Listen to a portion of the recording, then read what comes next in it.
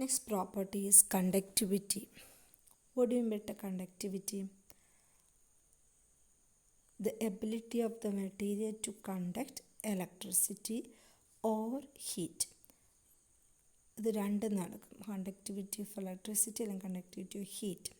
So materials can be classified as conductors or insulators on the basis of their ability to allow heat or current to flow through them. ഒരു വസ്തുവിൽ current അല്ലെങ്കിൽ heat, താപമോ അല്ലെങ്കിൽ ഹീറ്റോ കടത്തിവിടാനുള്ള കഴിവ്, ആ കഴിവിനെ നമ്മൾ വിളിക്കുന്ന പേരാണ് conductivity. The materials that has the capacity or that has the ability to allow heat to conduct, allow heat or current to flow through them. Allow heat or current to flow through. ഒരു വസ്തുവിന് ഹീറ്റോ കറണ്ടോ കടത്തിവിടാൻ ഉള്ള കഴിവിനെയാണ്, വസ്തുക്കളിൽ കൂടി കടത്തിവിടാനുള്ള കഴിവിനെയാണ് നമ്മൾ എന്ത് വിളിക്കുന്നത്? Conductivity. So we can define the materials into two: conductors or insulators, depending upon their ability to allow heat or current. നമുക്ക് രണ്ട് തരത്തിൽ മെറ്റീരിയൽസിനെ ഡിഫൈൻ ചെയ്യാം അല്ലെങ്കിൽ ക്ലാസിഫൈ ചെയ്യാം: കണ്ടക്ടേഴ്സ് എന്നും ഇൻസുലേറ്റേഴ്സ് എന്നും.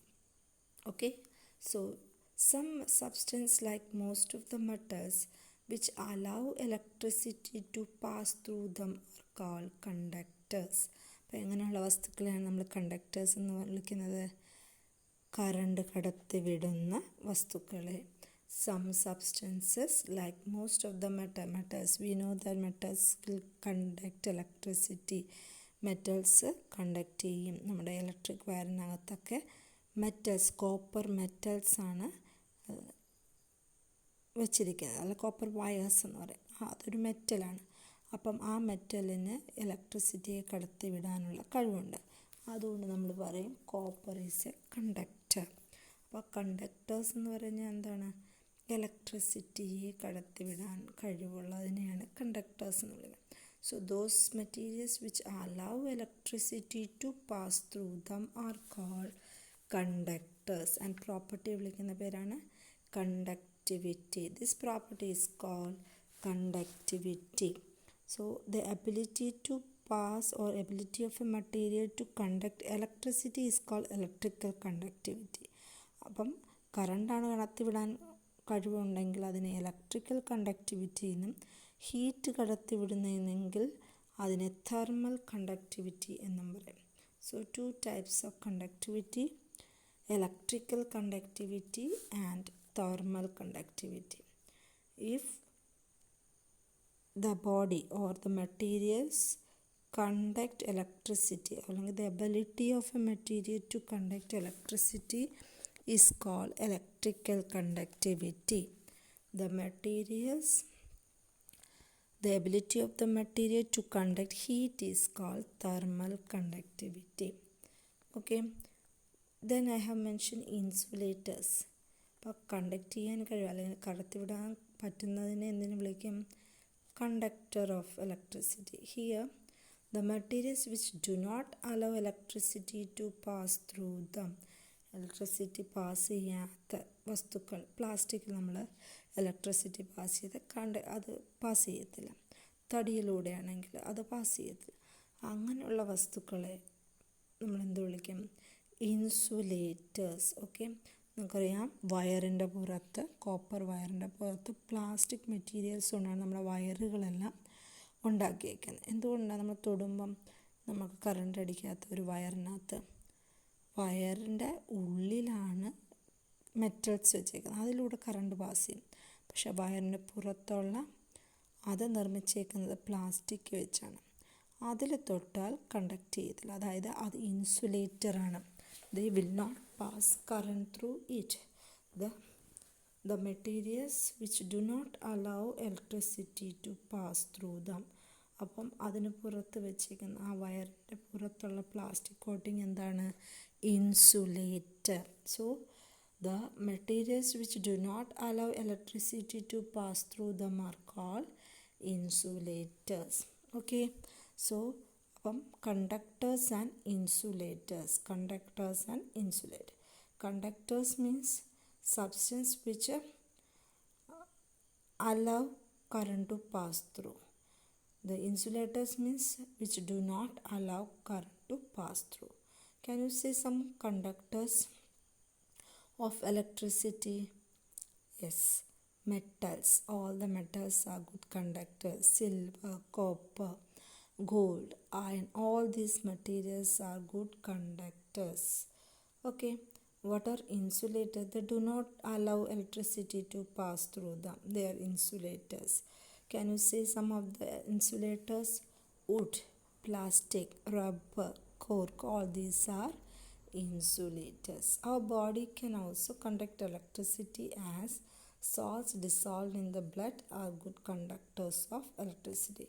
നമ്മുടെ ശരീരവും നല്ല കണ്ടക്ടിവിറ്റി ഉള്ള ഒരു വസ്തുവാണ്. നമ്മുടെ ശരീരത്തിനുള്ളിൽ ധാരാളം സോൾട്ടുകൾ, ലവണങ്ങൾ അടങ്ങിയിട്ടുണ്ട്. അതുകൊണ്ട് അതിന് ഇലക്ട്രിസിറ്റിയെ കടത്തി വിടാനുള്ള കഴിവുണ്ട്. We get electricity in our homes through cables and wires made of metal like copper. Copper metal വെച്ചാണ് നമ്മുടെ ഇലക്ട്രിസിറ്റിയിലെ വയേഴ്സൊക്കെ ഉണ്ടാക്കിയിരിക്കുന്നത്. The electric cable consists of number of metals, whereas wires with or without a plastic covering. അതിന് പുറത്തുള്ള plastic covering എന്താണ്? ഇൻസുലേറ്റേഴ്സാണ്. The substance that conduct electricity are called good conductors of electricity, or conductors, where substance that do not conduct electricity are called bad conductor. നല്ല കണ്ടക്ടേഴ്സും ഉണ്ട്, bad കണ്ടക്ടേഴ്സും ഉണ്ട്. Metals are good conductors of electricity, whereas wood, air and plastics are insulators. We discussed. Some are called good conductors, some are called bad conductors. Substance which allow heat to pass through them, like most of the metals, are good conductors of heat. ഇനി ഹീറ്റിൻ്റെ കാര്യം. Heat നല്ലപോലെ conduct ചെയ്യാൻ പറ്റുന്നത് കൊണ്ട് heat നല്ലപോലെ കടത്തിവിടാത്ത വസ്തുക്കളുമുണ്ട്. കടത്തിവിടുന്ന വസ്തുക്കളെല്ലാം good conductors of ഹീറ്റാണ്. നിങ്ങൾക്കറിയാം, പാചകം ചെയ്യാൻ നമ്മൾ കൂടുതലും മെറ്റൽ വസ്തുക്കൾ അല്ലെങ്കിൽ മെറ്റൽ ഉപയോഗിച്ചുള്ള നിർമ്മിച്ചിട്ടുള്ള പാത്രങ്ങളാണ് ഉപയോഗിക്കുന്നത്. കോപ്പർ, അലൂമിനിയം, അല്ലേ? These are the materials that we used in our home in order to cook food. All these can conduct heat. ഇതെല്ലാം ചൂട് ആഗിരണം ചെയ്യുന്നില്ല, ചൂട് കടത്തിവിടുന്നത് കൊണ്ടാണ് പാചകം എളുപ്പമാവുന്നത്. അപ്പം നമ്മൾ അലൂമിനിയത്തിലോ കോപ്പർ വെസലിലോ ഒക്കെയാണ് പാചകം ചെയ്യുന്നത്. അതെല്ലാം നല്ല കണ്ടക്ടേഴ്സാണ്, ഹീറ്റിനെ കടത്തിവിടുന്നവരാണ്. അതുകൊണ്ട് they are called good conductors of heat. Okay, substance which allow heat to pass through them are called good conductors. Silver is a best conductor of heat. Silver എന്ന് പറഞ്ഞാൽ വെള്ളിയാണ് ഏറ്റവും ബെസ്റ്റ് കണ്ടക്ടർ ഓഫ് ഹീറ്റായി അറിയപ്പെടുന്നത്. So which is the best conductor of heat? Silver metal. Substances which do not allow heat to pass through them, like plastic, rubber, wood, all these are bad conductors of heat. വുഡും റബ്ബറും ഒന്നും നല്ല conductors അല്ല. നിങ്ങൾ ശ്രദ്ധിച്ചറിയാം,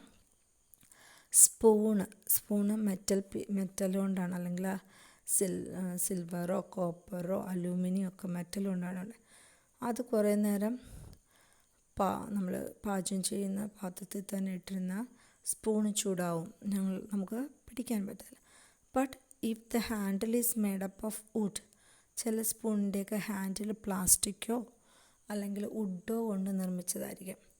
അതിൽ തൊട്ടാൽ നമുക്ക് ചൂട് അടിക്കത്തില്ല. എന്തുകൊണ്ടാണ്?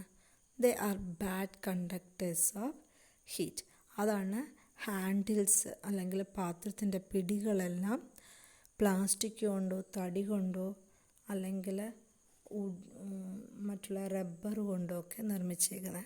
അപ്പോൾ നമുക്ക് ആ പാത്രം ചൂടായിരുന്നാലും പിടിക്കാൻ സാധിക്കും. പാത്രത്തിൻ്റെ ആ പിടിയിൽ അവിടെ ചൂട് തട്ടാറില്ല.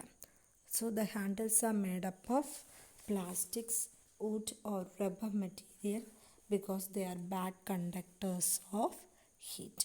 Okay, so these are the two things we have discussed today.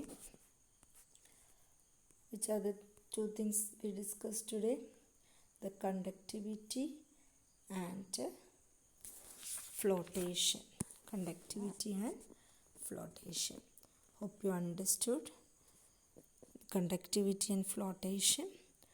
Thus we completed this chapter. We will discuss the other exercise in the next class. Thank you.